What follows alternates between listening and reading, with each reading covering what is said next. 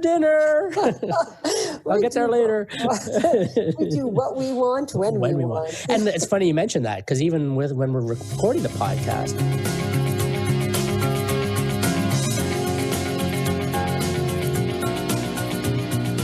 good morning, good afternoon, good evening, and good night. Joe, Dr. Energy Piazza. Rara is in the house. Catherine Asaro Myers. Welcome back to BU Network Podcast, Conversations Worth Having. On our podcast, you can expect three things. 1, the BU guest moment. 2, the BU moment. And 3, the BU final moment. As promised, we are giving you a very special audible on each show. Your job, well, not your job, it's to find it. You know the game Where's Waldo? Well, here we will ask you to listen for that audible. This is a really fun segment of our show, the BU moment, and exactly where we are. This is the real us, the real deal, where we get to expose ourselves in authenticity. You can get away with saying that. It just doesn't sound right coming from me. It's so good that I can get away with things that you can't. I love that. I'm going to say that up every time. I got to say, I'm a little jealous. Oh, that's okay. Good. Because I'm jealous of the awesome mic that you use. So anyway, this is it. This is true right here, the BU moment. I love what you're doing and how you're sounding. And so I'll tell you a little bit about where I am today. So I decided to dress in that awesome color of black, but I have red burgundy pants on. You just can't see that even when I turn my camera on. So I'm in my favorite color, which is the color of deep Sicilian Italian wardrobe. Go into the closet, every dress is black, every sweater, every pair of pants, shirt. Did you have a grandmother that when your grandfather passed away, or vice versa, they just wore black for like the rest of their life? So funny you should ask that. I didn't really know my grandmother well, but she had 5 husbands. Right. The apple doesn't. Oh, it comes. I was going to say the apple doesn't fall far from the tree. Comes by me naturally. Most people blame their mother, but I attribute my fame to my grandmother. So yes, there was a lot of black in the family. Right. We had big walk-in closets that were. Go get me my. I'm like, how can I get you anything? It's all black. Right. But we color code the hangers so that way we know. Go get me the hanger. That's where the color comes in, right? Yes, that's how it shows up for us. So I'm here in my bridge room. And I was commenting earlier when we were chatting, winter is gone. I see green. I see the fir trees. I see grass. Earlier today was a little bit of sunshine. So I'm not looking at the same winter. So I get to see the gardens, which is really exciting for me. I'm always playing with the indoor garden that I have here in my plants. And that somehow really speaks to me. I feel that my plants feel me, and I can give them what they need, and they give me what I need. So I'm in my bridge room, I'm looking at my artwork, and I really enjoy that. And today I'm holding a gratitude stone, and I will take an image of that. And it's quartz, and it says gratitude on it. And I'm really happy for that as well, because this is my area where I have all these wonderful things that my clients and friends and family members have given me. So I surround myself with that when we do our podcast. And of course, I have my 10-pound smart bell with me, which is really exciting because, up in the game. Yep, I have to do that. And I never mentioned that I use elastics as well. Okay, and like those TheraBand things, right? The resistance bands? Yes. So, 3 steps to the left and 4 steps to the right. If I'm not with a dumbbell, I'm with an elastic. Now that's something that I need to do to keep myself going. And then as we know, I'm in a Pilates class. So today I am in this amazing room with you, listening to your crisp voice. It is amazing. I love what I'm hearing. It's exciting. And every time I re-listen to our podcast, I am giving you like 5 million high fives. So I want to honor you. You're welcome. I want to honor you with that. And and I'm feeling really good because our show is amazing and our guests are really amazing. And we have super conversations. You know, they say the meeting after the meeting or the meeting Yes. before the meeting. They talk about that in Toastmasters. It's like the post-toasties. Yeah. Okay. And the pre-BU, Yeah. whatever that's like. Yeah. So we have these amazing conversations that lead to, it's our vision. We're always flying high with those visions, and we're always up there really working at a different level, or existing or playing at a different level. Right. And it feels so good. So I want to thank you for that. And I honor you. And I hope our guests, when they're listening, can feel that in our voice, because there's no image, but you can sense the vibration, and we're excited. So I want to thank you for giving me this platform to dream big and to live big. Well, you're very welcome. And it was funny too, because we were talking about this with our guest, today's guest, Dr. Mary Grogan, after the call, as you mentioned, the post meeting. And we were talking about how we even came up with the podcast. Like, we were just relaunching. We pick up projects, put down projects, and back in the spring, we kind of picked this project up again. And then all of a sudden the summer rolled around, like, we need a podcast, and boom, we just started doing a podcast, and here we are now, almost, this is now into our second season of podcasts. Halfway, this is almost halfway, or at least a third of the way through our second season now of our podcast. And I never had an idea that it would grow like this, but the conversations that we're having with people, with our guests, are just incredible. And it feels like they're almost too short. Like, we could easily have twice the length of the conversation and still have stuff that we didn't get to. So thank you for joining me in the sandbox and playing. It's been a wild ride so far. I can't wait to see what's next. And it's nice being this age and doing it. Nobody's telling us when to get out. Come on in, it's time for dinner. I'll get there later. We do what we want when we want. And it's funny you mentioned that, because even when we're recording the podcast, as we mentioned in our emails, when we notify our listeners that the next episode is available, we talk about that. We're up at all hours. We really are. Sometimes we're recording our podcasts in the evening. Sometimes we're in the morning. Sometimes the middle of the day.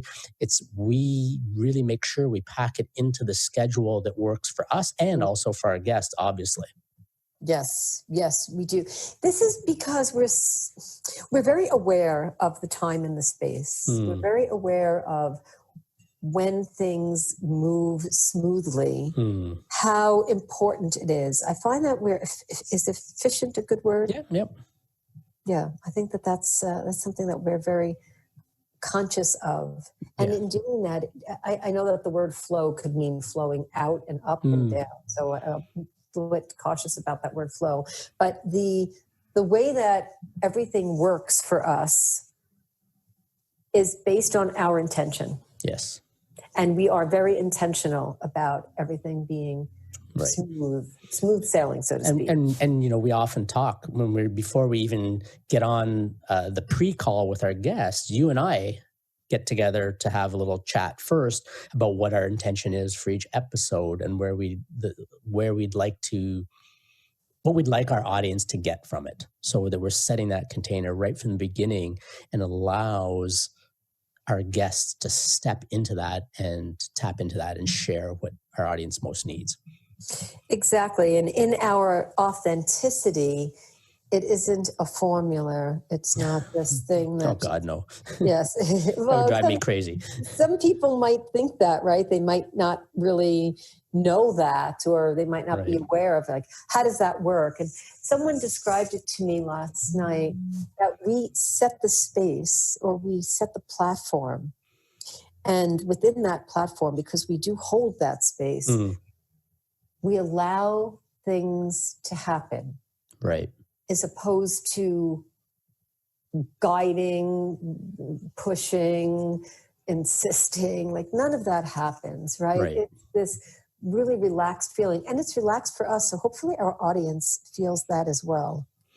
Yeah, and I'm not saying that we don't have any structure at all, because we obviously do, but we don't have like scripted questions that we ask our guests or anything like that. It's more about allowing our guests to express who they're being and who they are being you, right?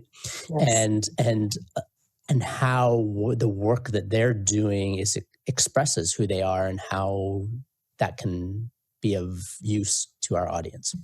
So if somebody is going to be a guest on our show and they're listening now, Yep. what would they expect? Let's just talk about that for a minute. What's the big brouhaha? So they get on the show, we talk to them a little bit, they get to say what they're saying, and the show's over and that's it. What happens? Oh no, that's definitely not it. I mean, we are sharing this podcast not only, through the website and everything, but also through our social media.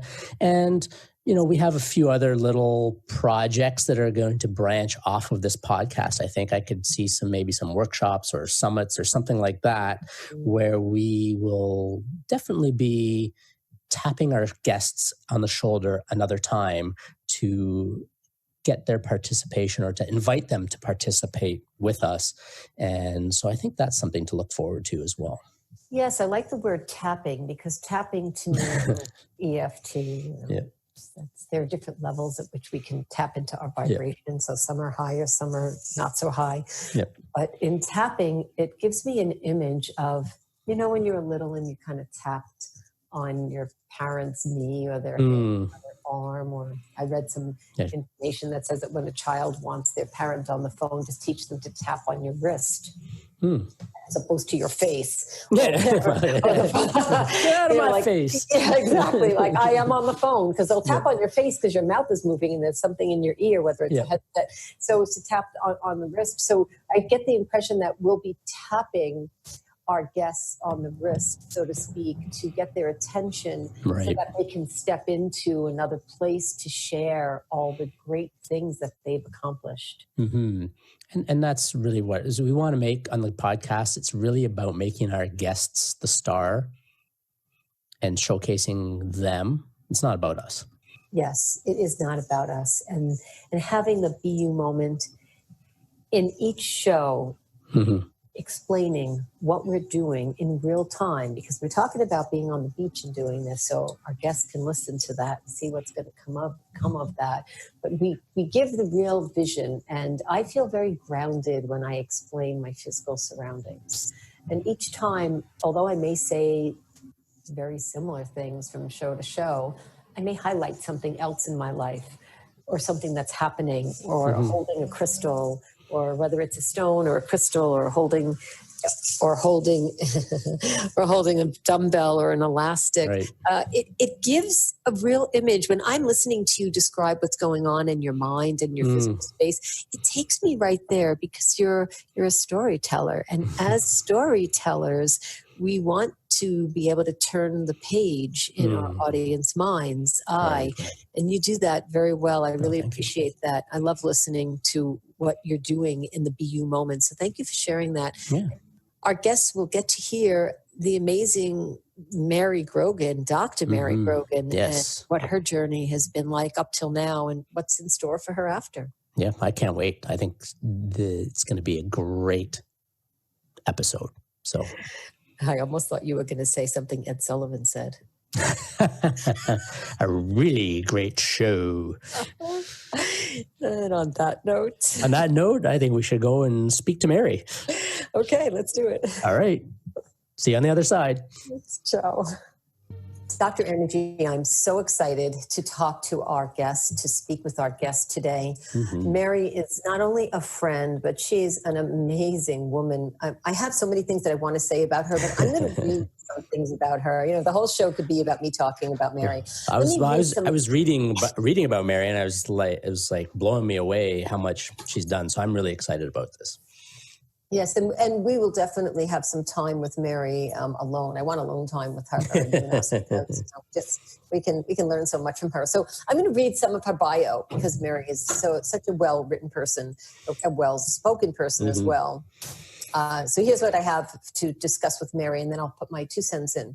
Okay. Dr. Mary Grogan is a passionate educator, counselor, and life leadership coach who spent a lifetime inspiring and supporting diverse students, teachers, families, and a variety of professionals to realize their potential and their dreams. Dr. Mary Grogan is committed to values of social justice and a humanistic leadership style. She's led inclusive, collaborative, and innovative learning communities in Toronto and abroad. Mary has delivered professional development initiatives at local, national, and international conferences. Mary is a curious leader. She completed her BA in sociology and her MED, applied psychology, and certificates in family therapy, mediation, principles, qualifications, and cognitive coaching. While Mary was a principal and a part-time behavior science instructor on a medical school campus in Dominica, imagine that, Joe. She completed a doctorate in educational leadership and facilitated an innovative reflective practice program with medical students. Wow. Her insight and the power of reflection for building confident and competent leadership, and her desire to empower others in their own leadership journey motivated her to write The 7 C's of Global Leadership, an inward journey of tapping into your potential. Mary currently lives near the lake in Toronto, close to a yoga studio, and juggles consulting, coaching, speaking, and fun time with grandchildren and her friends. Now, that's amazing, correct? Wow. Yeah, Mary, we are so honored to have you on BU Network this morning. How are you? I'm fine, thank you, and I'm really delighted to be here. Well, you have so many wonderful things that happened in your life. I'm so fascinated by the fact that you were in Dominica, and while you were there, you continued your education. Yes. Can you give us a bit of and our audience, a bit of an insight on how that happened? Well, I have to say it started when I first went to school when I was 5 years old and sat in a circle and thought the story was too short. And said, when I run my own place, I'm going to have longer story time and, less of doing other things, lining up for bathrooms. And I decided to be a teacher. And from the very beginning of my life, I always thought teaching meant learning. So I've been really blessed. When I was in Dominica, I was there for a couple weeks. And the psychiatrist came to me, his student was in my school, and asked me and I spoke to him about an issue with his child. And as a result, he asked me to teach behavior science part-time, taking history.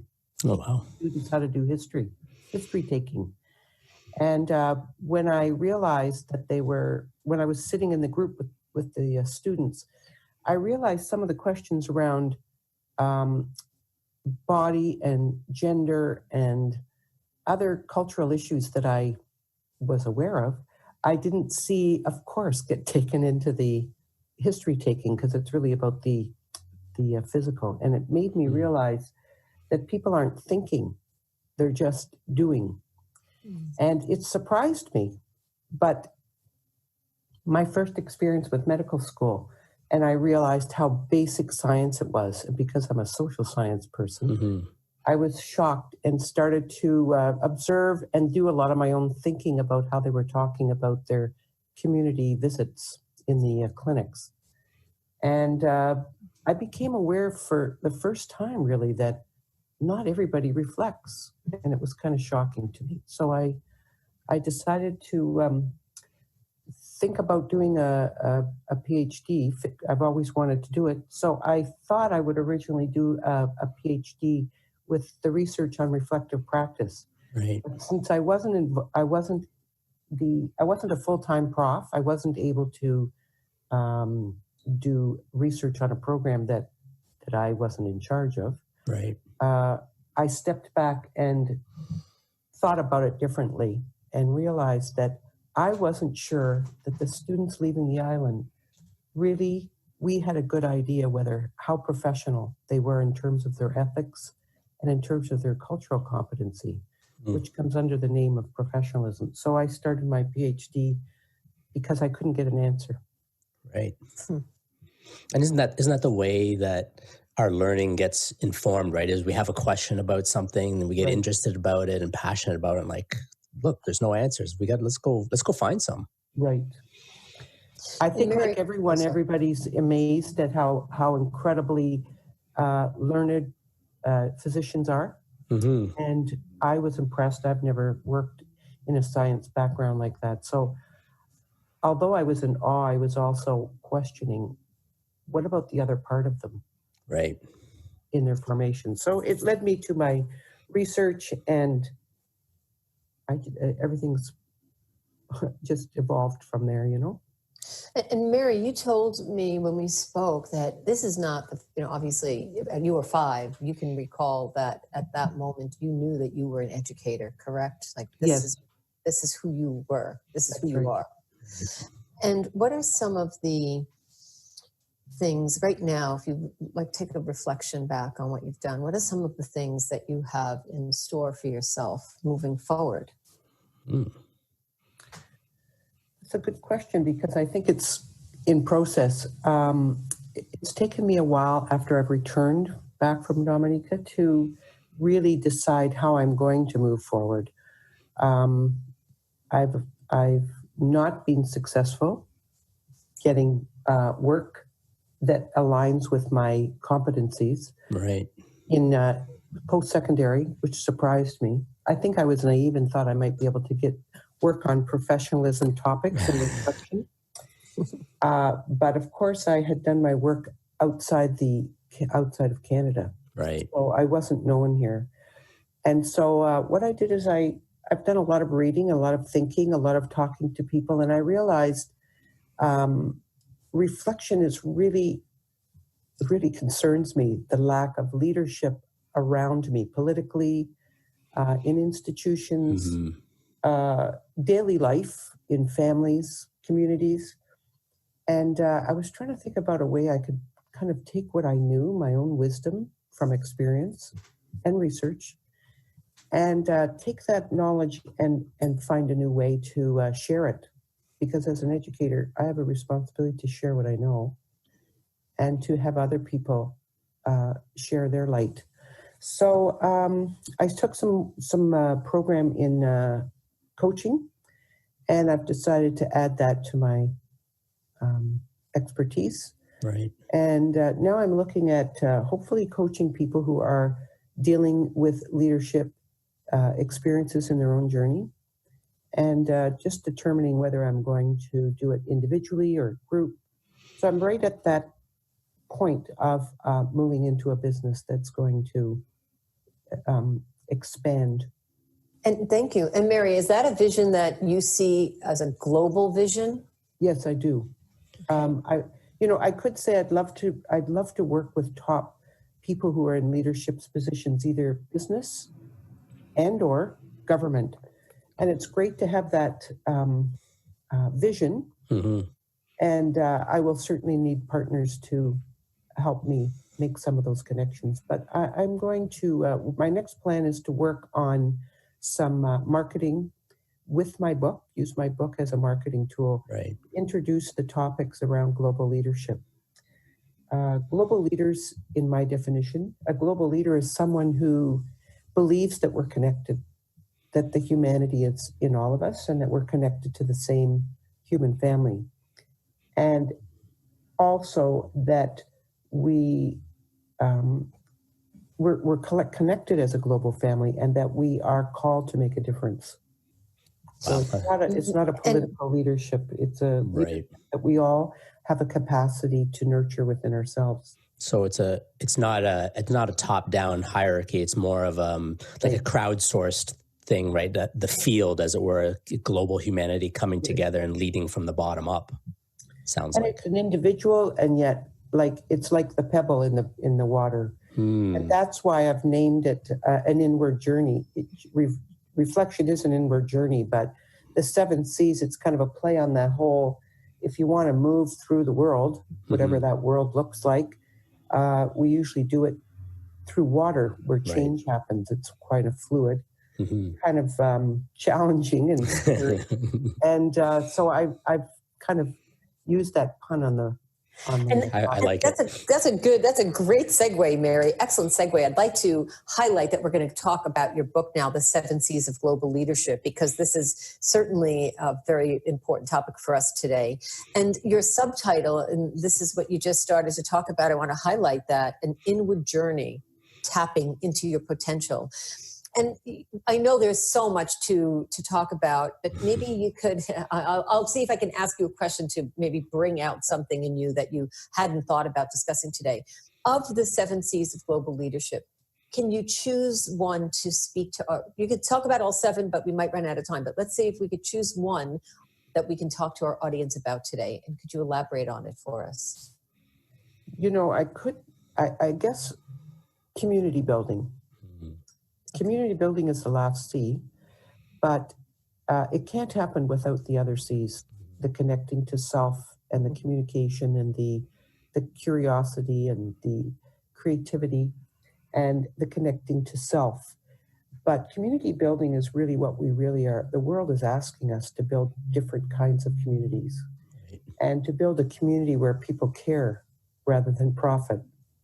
And I think defining who's in our community and who's outside our community and who we build community with and how we do it with people who we are drawn to, but also maybe not consciously, but excluding. When you look at our own city, it's a lot of communities pocketed in little small groups. And with the kind of polarization going on in the world, families, communities, provinces, everybody's trying to draw strong boundaries around themselves in a protectionist way. And I think we need to have the courage to look beyond that and look at people who we're not familiar with and invite them in. That's a great point. I find that, like you mentioned, Mary, the two things there about the polarity and the community building, the polarization that's happening is, there's less and less middle ground, and people, like you said, are drawing these strong protectionist boundaries. And I think that if we can recognize how stuck that is getting us, it can provide the fuel as well to, with the reflection, to step forward into really reclaiming our communities and our ability to build those communities.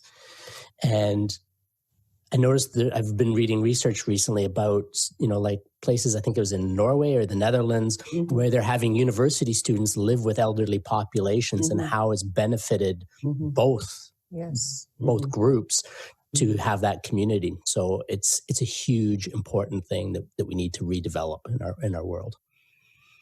And well, Mary, it's interesting for me to live as a minority in the island of Dominica, because I lived right in the community, and I didn't have any problem at all. I mean, there were things I didn't know about, certain foods and certain rituals around holiday. Right. But to be honest with you, I think living in a city like Toronto, I worked downtown and I worked with marginalized community my whole career here. So I was really comfortable being a learner with them, saying, I don't know, tell me about the refugee camp. Tell me about that family. Right. Tell me what it's like to live with 2 fathers.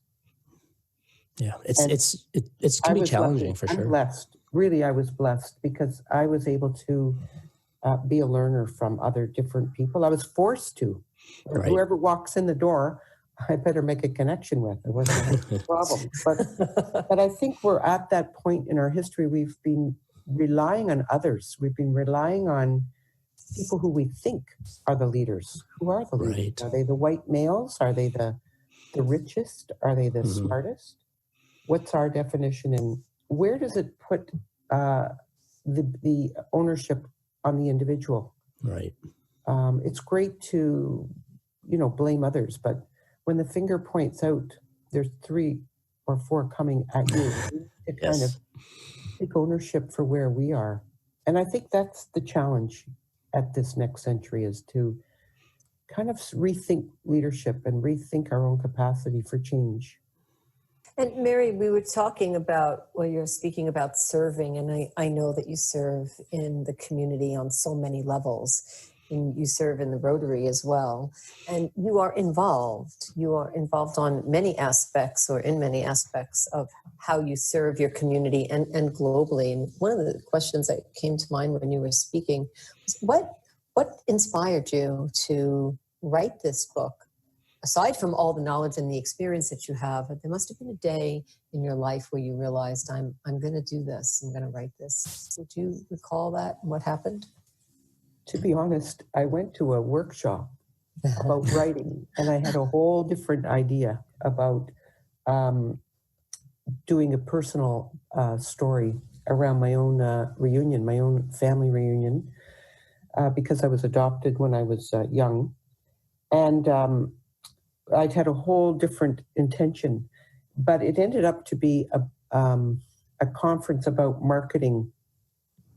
And because I know nothing about marketing, I became interested, as I normally do when I don't. I said, you know what? I don't know who would be interested in this kind of academic background. I don't have any business background, really. Right. And I spoke to a few people when I said, no, I don't think this is for me. I'm not going to sign up for a contract. And 2 or 3 people said, tell me about your thesis. And when it was, and when I described what I'd kind of learned, Right. and how I was promoting one of the recommendations for my thesis, the use of reflection for professional development, and how important it is. Right. They said, you know, you should write something. You should use that as a book. And although I didn't have my avatar and all those terms that you're supposed to have, Right. I said, you know what? That makes sense. I don't want to write in a journal. I don't want to do any more academic writing. Right. I want to relate it so that it makes a difference. Yeah. So I tried to, that's why it was so hard to write. I tried to write it, and then every time I wrote an I ripped it up because I'd been used academic writing where you don't say I, Yes. and you don't have 5 references at the end of every line. I found it very difficult, to be honest. And now that I've done it, I think I recognize that academics can really hide behind their vulnerability. Oh. So I told a few stories in the book thinking, who cares? Who's going to be interested? But what I did is I asked a few other people to read them, teachers, people who are teachers, who don't know me very well. And they said, you know what? I don't know about reflective practice, but that story was interesting. I bet you have more. Mm-hmm. And so it kind of forced me to finish. It's interesting how you came full circle from that 5-year-old girl in kindergarten class, wishing that the story circle was longer. Right. And now here you are telling stories in your book. And isn't that what people connect to, is stories? I mean, right. This is one of the easiest ways that we can communicate ideas is through metaphors and analogies and stories. And it just connects with people on a deeper level than the academic writing does. And you're going to reach more people than writing in any journal, as I'm sure you know. Well, I think the other thing that that you've noted that I really appreciate is the fact that I don't really know what waves it will send and what community might pick it up. And exactly. I did not make it long on stories. I think I told one small something in each of the 7 chapters. Mm-hmm. What the important thing I wanted was the questions. Right. And I I really believe that people need a simple toolkit to pick up. And that's what I was hoping, that the book would become something to use for action. It's interesting. I want them to think, but use the questions with either themselves, or I saw myself as a team leader of some kind, picking up a question and just leaving it with my team to think about. So is that your goal, Mary? Like your intent? Let's not say goal, let's use the word intent. Your intent is for this book to be used to lead a team? My intent is that this book will be used as a tool for the individual to make an impact, to make a difference. Right. And if that means that they're running a group, they could use it to stimulate thinking in their group and building teamwork. That's a great intention, because if you think about that, you're thinking about someone like you talked about in political or in the education field. I can think of so many industries that are leading teams that should have this book in their hand as door opener for them to start their course. I mean, this is a great intention. And how did you come about that? I know you talked about Avatar and you just started writing, but what we just talked about now, how did you come up with that? Was it after you wrote the book or when you were writing it? I have to say that I kind of shut out all idea of business. And I know that that's not a very good business talk. Sometimes it is. I had trouble identifying with who would read it. Right. And I said, you know what? You have a message. Just concentrate on what you have to say and get it out, because I was having trouble not writing academically. Right. Yes. So I said, just imagine it's a workshop and use the questions to start small group thinking.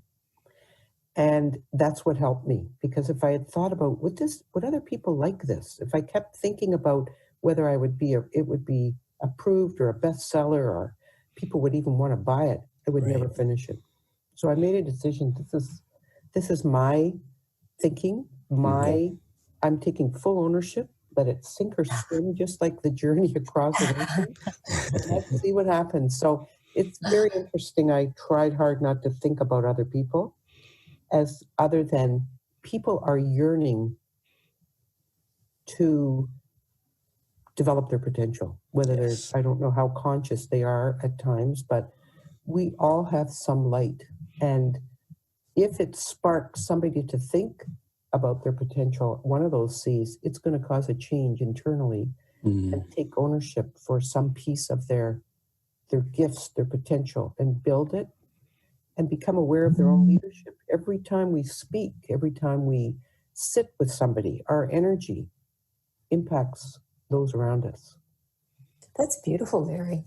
How long did it take you from thought process to printed copy? How long did that take? In case any of our audience, has a thought in their mind to write a book so they can relate to what you're saying. Well, frankly, I wrote, and then I had to put it down for a couple months because I was distracted and I had a new baby in the family and other issues. But I tried to avoid writing it because I kept writing in circles, and it just didn't feel authentic. And I think part of that is because I wrote academically. Yes. I really wanted it to be a tool, which is a real shift. I wanted it to really, somebody could pick it up, think about it, put it down. And as a result, that's how I wrote. I thought, wrote, put it down, rewrote, picked it up, and tried to just focus on what are the questions that I really think people need to use for themselves.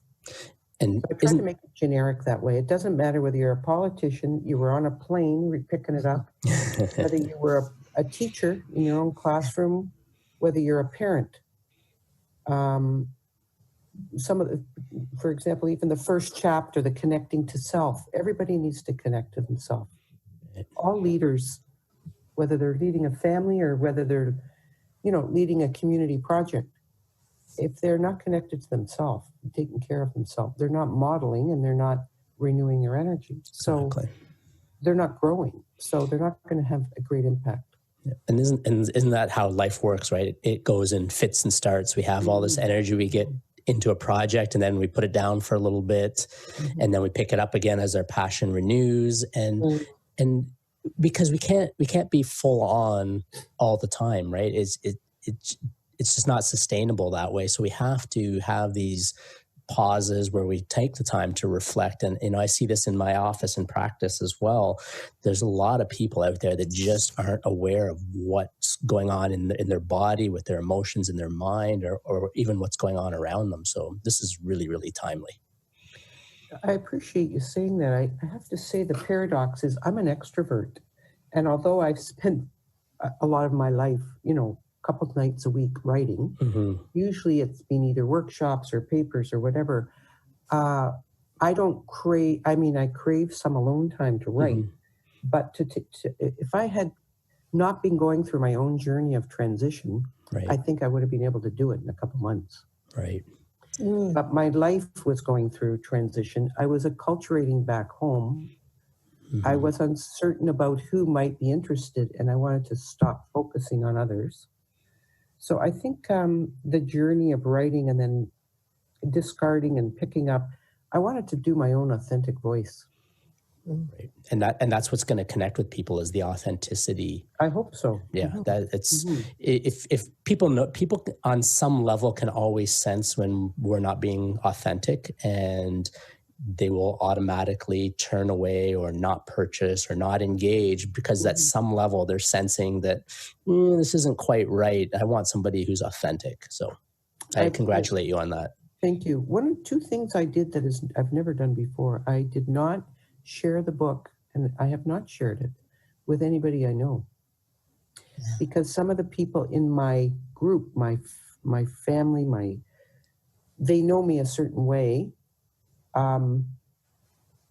People who are friends have gone through the journey of education with me. They're no longer in the business, and they're in a full retirement mode. And I met quite by accident the first year, a person who was selling a book, a person from Nigeria selling their book. And I had a long conversation about it with that person. And they were an immigrant here and had retired to write. Right. Clearly a fiction writer and had some writing background in his experience in his own country. And I asked him if he would be willing to read mine, because he was trained as a journalist, I think, in Nigeria. Right. And he wrote it and said, I don't know about the questions, but I like those little stories. Keep doing it. And that's what helped me. I shared it with a couple of people who really didn't know me. Sometimes when we share it with people that know us, we get it's great, it's amazing, it's fantastic, but we don't get any real nitty gritty feedback. Well, my friends would say, oh my God, you're on another project. I mean, when are you going to start playing cards with us and really know how to relax? Yeah, I get the same thing. Yep. But I mean, I'm a learner. So when you're a learner, you keep going on these journeys, and they're not always even, you know? Yeah, exactly. Mary, exciting. So Mary, there's a few things that I wanted to outline. So just to prepare our audience, because they're going to want more. There's no question that our audience is going to want to know how to get in touch with you. I'd like to keep the energy of the room of what we're doing. And I'd like to talk about our takeaway from today that we can share with our audience. We call this segment our BU Final Moment. After that, we'll ask you how our audience, and now your audience, can connect with you. So with regard to the final moment, a BU final moment, what that means for us and how we deliver this to the audience who's listening to us, what is the takeaway from this interaction that we have had together today, this morning, because who knows when anybody's listening, but it's really in the morning time for us in real time. Can you share that with us? Your takeaway, your BU final moment. For me, it's the truth about the journey we're all on. And I think we don't really appreciate the enormous capacity we have to grow and share our light, and the kind of discipline it takes, and the kind of courage to be vulnerable. So I really appreciate the opportunity to have this, my first podcast about the book. So I'm really thrilled that you're the two first interviewers. I'm really appreciative of your style. Thank you. Oh, you're welcome. Two of many, many more to come. Yes, I hope so. Yes. Dr. Joe, Dr. Energy, would you like to give us your BU final moments? Absolutely. For me, the recognition that Mary has of the importance of community building and people connecting not only to themselves, which is super important, but also to each other. You know, this is what I focus on in my office, and everything that I do, this podcast, what I do in the office, workshops, it's all about empowering the greatness in others, helping them find that light that's inside of them and helping them share it in the world. So to find a kindred spirit who in a different discipline who's doing the same thing or a similar thing has been really energizing for me. And I can't wait to read this book and really get into it. So I thank you very much, Mary. I really appreciate your being on this morning. Thank you. And how about you, Rara? Yes. Okay. Yes. I was listening to you so intently. Mary, you really captured my entire being when you talked about being 5 years old, listening to a story and telling yourself you want your stories are going to be longer.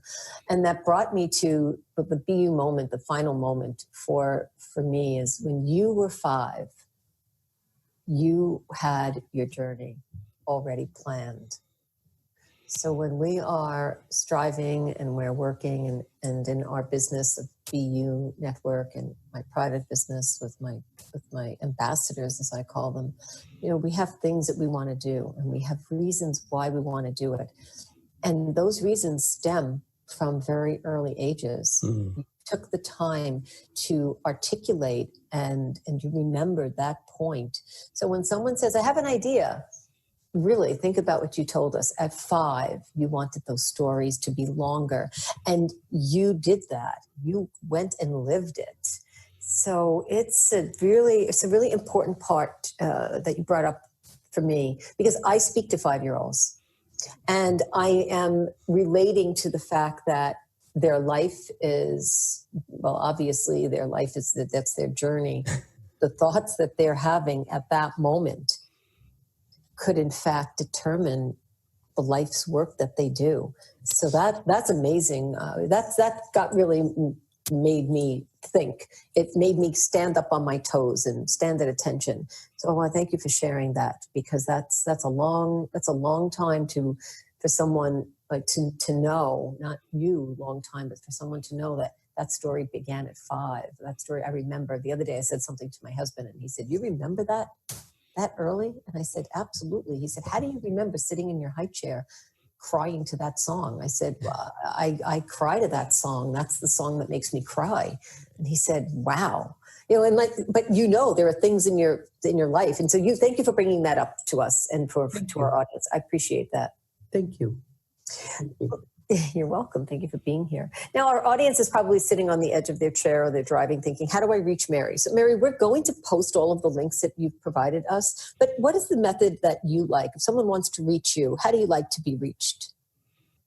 Email or a call. All right, fantastic. And we will provide your website. And in your website, is there a direct, I'm going to look at it right now, contact? And in your website, people can get in touch with you. Yep, your phone number is there. Okay, so awesome. And email. Got it. And the book should be out early 2020. It's just in the layout stage now. Okay. Perfect. I hope that you join me at the launch. Mary. We will look for the invite for sure. Yes, Okay. Please let us know. Do you know what month it will be? I would hope it better be by March. By March, okay. Well, okay. They're being very wise not to give me a final date. Keep you guessing. December. I think it's got to do with December. Right. Okay. People aren't around as much in December, Right. Holiday parties and all that kind of stuff. Exactly. Yep. Right. And that will be in Toronto, right, Mary? Yes. Okay. Amazing. Right. We'll definitely look for that. We look forward to it, Mary. And we could actually post that information when you have it. Yeah. Once we have it, once you get that, give that to us and we'll put it. And I have to say that the book too is a way to invite, let people know that I do coaching for leaders.